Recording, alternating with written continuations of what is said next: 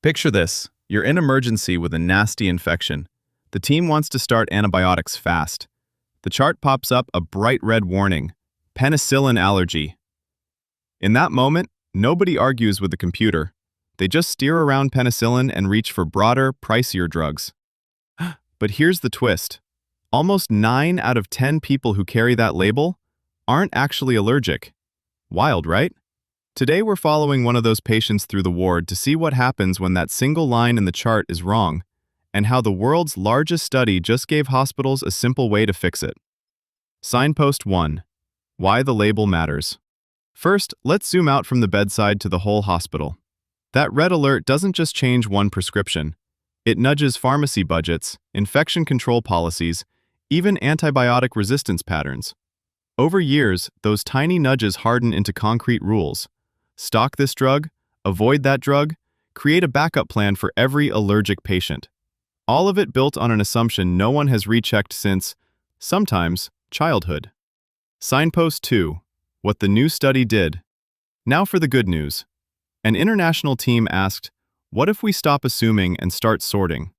They created a quick risk assessment tool that lives inside normal ward routines. Think of it like triage for an allergy label. The nurse, or any doctor, runs through a short checklist. 1. What reaction did you have? 2. How long ago? 3. Did you need emergency care? From those answers, patients fall into 3 buckets: low, moderate, or high risk. Most land in the low-risk bucket.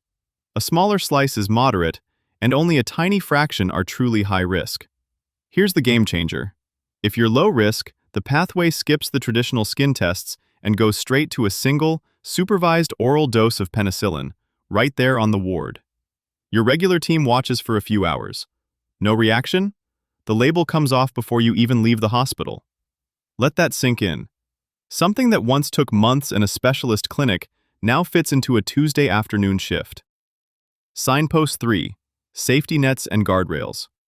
You might be thinking, hold on, what about the people who really are allergic? The model bakes in exclusion rules. Recent severe reactions, unstable patients, complicated medical histories. Those folks still see an allergist. In other words, the pathway is bold where it can be and cautious where it must be. Signpost 4. Ripple effects. Once the label drops, everything downstream shifts.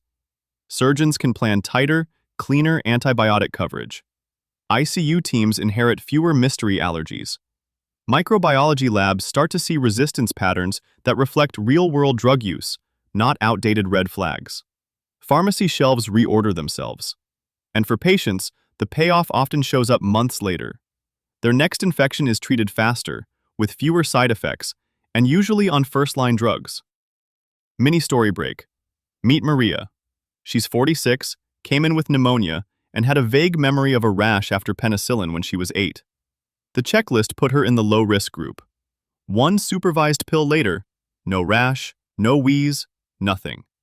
Her chart updated in real time, and the team switched her to amoxicillin, cutting her pharmacy bill in half and trimming a day off her hospital stay. Multiply Maria by thousands of patients, and you start to see why health systems are excited. Future-facing moment. As more hospitals adopt this, patterns will pop up, certain wards, ages, or conditions that benefit the most. Machine learning tools could quietly flag ideal candidates, like GPS apps rerouting around traffic jams.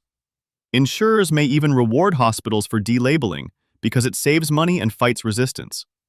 And medical trainees? They'll learn that questioning an allergy label is just good clinical hygiene. Personal challenge. Quick self-check. Have you ever been told you're allergic to penicillin?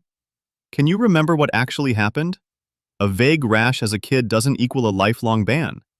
If your story sounds low risk, maybe it's time to ask your doctor about a direct oral challenge. Pause for a sec. Imagine how many people could avoid expensive, broad-spectrum antibiotics if we all did that simple homework. Exceptional recap. So here's what we covered today. 1. The penicillin allergy label is wrong about 90% of the time, yet it drives huge hospital decisions. 2. The world's largest study built a 3-bucket risk model, low, moderate, high, that fits into everyday ward life. 3. Low-risk patients skip skin tests and get a one-dose oral challenge, often losing the label the same day. 4. Built-in safety nets keep truly allergic patients protected while freeing up allergists for the tough cases. 5. When the label comes off, everything downstream, surgery plans, pharmacy stock, resistance patterns, even your next doctor's visit, gets cleaner and simpler. Empowerment close. Here's the takeaway. That little red alert in your chart isn't destiny. With the right questions and a 30-minute ward protocol, you, or someone you love, might reclaim the safest, most effective antibiotic we've got. So, this week, dust off your medical history, jot down what really happened, and bring it to your next appointment. You could be one supervised pill away from a simpler, cheaper, healthier future. That's the power of rethinking one line in the chart. Thanks for listening, and we'll see you next time.